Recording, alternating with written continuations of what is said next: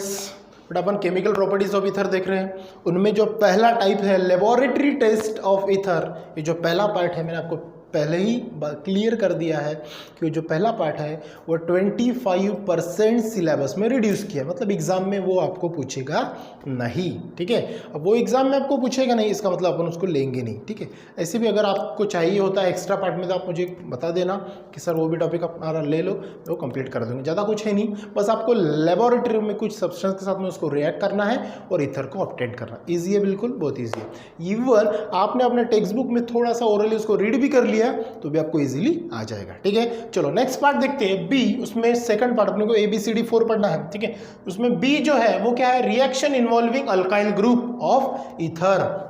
Reaction देखनी है, alkyl group अगर ईथर के साथ में होता है या फिर अल्काइल ग्रुप ऑफ ईथर अगर अटैचमेंट है तो उसके अंदर में होता क्या है, वो रिएक्शंस कैसे आपको बिहेव करेगी या फिर कैसा प्रोडक्ट आपको ऑब्टेन करके देखी, वो आपको देखना है। ठीक है बेटा, तो उसमें एक ही रिएक्शन पढ़नी है आपको, फॉर्मेशन ऑफ परऑक्साइड।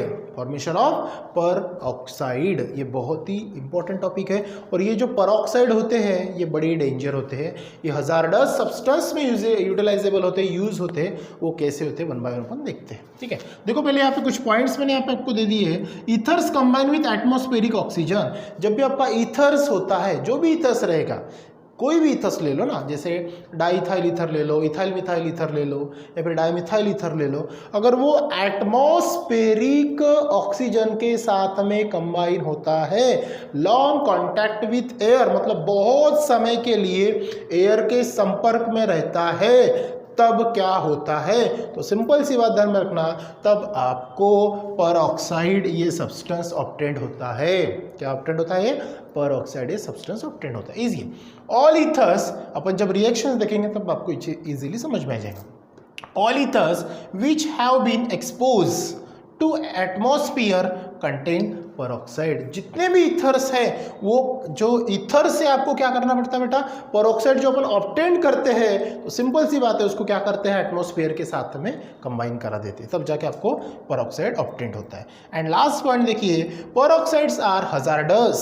परऑक्साइड मतलब क्या होता है, ये एक प्रकार के घातक सब्सटेंस होते हैं, मतलब पॉइजनस होते हैं, डेंजर होते हैं, जिसका साइड इफेक्ट ये मतलब क्या बोलते हैं इसको अपन, बायोटिक फैक्टर के ऊपर उसका होता है। ठीक है, जैसे कि peroxide are hazardous because they decompose violently. जब उसको अपन क्या करते हैं बेटा, डिकम्पोज करने जाएंगे तो वायलेंटली, बहुत ही क्या होते हैं, वायलेंट होते हैं, मतलब भड़कीले, मतलब एक्सप्लोजिव होते हैं एट द हाई टेम्परेचर। उनका टेम्परेचर कैसा होता है, हाई होता है। समझ में आई बात? तो ये हो गया आपका परऑक्साइड जो हाइड्रोजन से रिलेटेड, मतलब आप बोलते हैं उसको ईथर्स को रिलेटेड करते थे।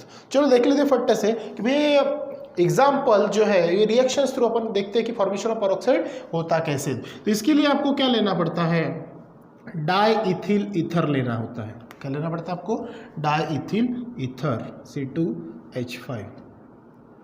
ठीक है, C2H5। देखो ये C2H5 और ये C2H5 मैंने इस प्रकार लिखा ताकि आपको क्या हो जाए, इजीली हो जाए। ठीक है, अब इसका नाम है डाईइथाइल ईथर। डाईइथाइल ईथर, इसको आपको रिएक्ट किसके साथ में करनी है, इसकी रिएक्शन करनी है बेटा ऑक्सीजन के साथ में। किसके साथ में करनी है, ऑक्सीजन के साथ में, मतलब वही देखे ना, ethers combine with atmospheric oxygen, atmospheric oxygen. और कौन सा होगा, लॉन्ग कॉन्टैक्ट, लॉन्ग समय के लिए, long contact with air. Long contact with air मतलब एयर के साथ में बहुत समय के लिए जब अपन उसको रखेंगे, तब यहाँ पे जो आपको प्रोडक्ट मिलेगा, वो प्रोडक्ट क्या मिलेगा, यहाँ लिख रहा हूँ कंटिन्यू में, आप सामने में कंटिन्यू में लिख देना। तो ठीक है, तो यहाँ पे क्या होगा, सिंपल से ध्यान में रखो, ये जो ऑक्सीजन है O, ठीक है, अब ये क्या होता है, ये जो है आपका यहाँ का एक H रिमूव हो जाएगा और वहाँ पे आपका क्या अटैचमेंट हो जाएगा, वो ऑक्सीजन अटैचमेंट हो जाएगा। वो किस प्रकार होगा देखिए, तो ये हो जाएगा आपका CH3, ये CH2 में से एक H को बाहर निकालेगा, ये क्या बनेगा CH, एक O और साथ में ये बन जाएगा CHO और OH। बाद में आपका O और C2H5 जैसा का वैसा। ये जो सब्सटेंस जो प्रोडक्ट आपको मिलेगा ये होगा बेटा आपका peroxide of di ethyl ether. क्या नाम बनेगा इसका? Peroxide of di ethyl ether. क्या है ये? Peroxide of di ethyl ether. ये जो सिंपल फॉर्मेशन 2 मार्क्स के लिए आपको पूछते हैं, फॉर्मेशन ऑफ पेरोक्साइड, जो कि बहुत इजी है। नाउ थर्ड वन जो है बेटा आपका, जो थर्ड रिएक्शन है, तो बी होगी reaction involving alkyl group of ether. Now third reaction है रिएक्शन इन्वॉल्विंग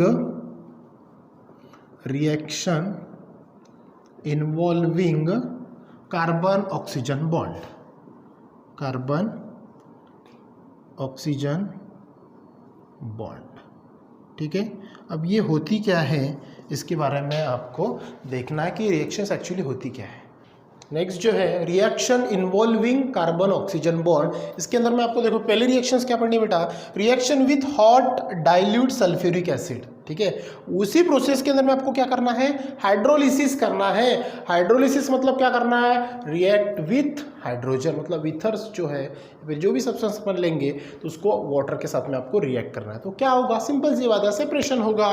देखो क्या बोला है? Ethers when heated with dilute sulphuric acid, जब भी अपन ईथर्स को हीटेड करेंगे डाइल्यूट सल्फ्यूरिक एसिड के साथ में, अंडरगो हाइड्रोलिसिस, साथ में अपन हाइड्रोलिसिस भी करेंगे, तब क्या होगा? टू गिव, तब आपको अल्कोहल्स और फिनॉल्स ये प्रोडक्ट आपको ऑब्टेन्ड होंगे। ठीक है, इसमें एग्जांपल मैंने लिए नहीं है, बस आपको मेन एक कीज प्रोवाइड की है, जहां पे देखो ROR मतलब ये क्या है आपका बेटा? ये ईथर है, बराबर है। ईथर को क्या किया? देखो H2 है, HOH के फॉर्म में मैंने लिखा। हाइड्रोलिसिस आपको करनी है। जब भी ऐसा करेंगे तो क्या होगा? ये जो R है, ये अल्काइल ग्रुप जो है ये कंबाइन होकर यहाँ पे आपको क्या फॉर्म करेगा? अल्कोहल। देखो ROH मतलब ये कौन बना बेटा आपका? अल्कोहल्स बना। क्या बना? सेम अल्काइल ग्रुप है, रिएक्ट विथ वाटर मतलब हाइड्रोलिसिस किया तो यहाँ पे आपको क्या मिला? अल्कोहल। क्योंकि उन्होंने बोला है जब भी अपन डाइल्यूट सल्फ्यूरिक एसिड जो भी हॉट रहेगा उसकी रिएक्शन अगर अपन ईथर के साथ में करेंगे तो प्रोडक्ट आपको मिलेगा अल्कोहल्स और फिनॉल। सेम अल्काइल ग्रुप हो सकता है, डिफरेंट अल्काइल ग्रुप भी हो सकता है, जैसे R और R' से यहाँ पे मैंने क्या शोन अप किया कि अल्काइल ग्रुप जो है वो डिफरेंट भी हो सकता है, सिमिलर भी हो सकता है। ठीक है, बाद में थर्ड केस में देखो यहाँ पे अल्कोहल भी मिला, सेम और डिफरेंट अल्कोहल भी मिल सकते हैं, ROH भी मिल सकता है, R' भी मिल सकता है, मतलब डिफरेंट अल्कोहल्स मिल सकते हैं। ठीक है, और थर्ड केस में एक अराइल ग्रुप मैंने दिखाया यहाँ पे। अराइल मतलब क्या होता है? वन साइड में एक बेंजीन रिंग जो वहां पे 1 हाइड्रोजन लेस है जिसको अपन C2H5 बोलते हैं, और कोई वहां पे अटैचमेंट है तो 1 अराइल ग्रुप अटैचमेंट है, और 1 अल्काइल ग्रुप अगर अटैचमेंट है, ये सेम कंडीशन में भी हो सकता है। वहां पे अगर अपन हाइड्रोलिसिस करेंगे तो यहाँ पे देखो आपको फिनॉल मिल रहा है, बेंजीन रिंग के साथ में OH है, तो ये कौन मिला बेटा आपको? फिनॉल, और साथ में ये अल्कोहल्स भी आपको ऑब्टेन्ड होगा। इजी है बिल्कुल। रिएक्शन इन्वॉल्विंग CO बॉन्ड्स के अंदर में पहली reaction with hot dilute sulphuric acid, जिसको बोलते हैं बेटा अपन हाइड्रोलिसिस। ठीक है, नाउ सेकंड रिएक्शन अगर उसी के अंदर में सेकंड रिएक्शन है reaction with phosphorus pentachloride, reaction with phosphorus pentachloride मतलब क्या होगा? PCl5। ठीक है, PCl5। तो सिंपल सी बात है, क्या होगा? Ethers react with PCl5। जब ईथर्स की रिएक्शन किसके साथ में होगी बेटा? फॉस्फोरस पेंटाक्लोराइड के साथ में होगी, टू गिव अल्काइल क्लोराइड। तो आपको प्रोडक्ट क्या मिलेगा? To give alkyl chloride. ठीक है, अब ये रिएक्शंस में होगा क्या? इस प्रकार की रिएक्शन अपन ने हैलोजन डेरिवेटिव्स चैप्टर के अंदर में आपने देखी है। तो ईथर्स रिएक्ट विद PCl5 तो प्रोडक्ट क्या मिलेगा? Alkyl chloride. चलो ईथर्स ले लो, मान के चलो मैंने R एक रिएक्शंस ली। ठीक है, ये आपका ईथर हो गया, ये कौन हो गया आपका? ईथर। ईथर की रिएक्शन किसके साथ में ले ली बेटा?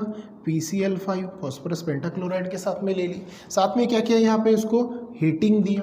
हीटिंग देने के बाद प्रोडक्ट क्या होगा? सिंपल सी बात है, क्या मिलता है?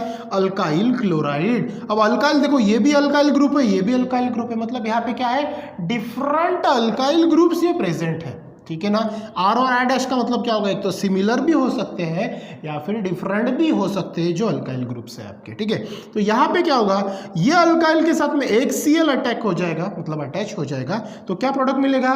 पहला मिलेगा बेटा RCl, बराबर है, पहले के साथ में एक Cl अटैचमेंट हो गए, 5 Cl है ना, 5 Cl अपने पास में, उसके साथ में आपको क्या करना है, अटैचमेंट करनी है। ये R के साथ में एक Cl हो गया, 4 Cl बचे, प्लस R'(Cl), ये दूसरे R के साथ में और एक Cl अटैचमेंट हो गया। अब ये R एक Cl को लेके भाग गया, ये R' एक Cl को लेके भाग गया, दोनों R अपने दोनों Cl के साथ में इन्वेस्ट हो गए।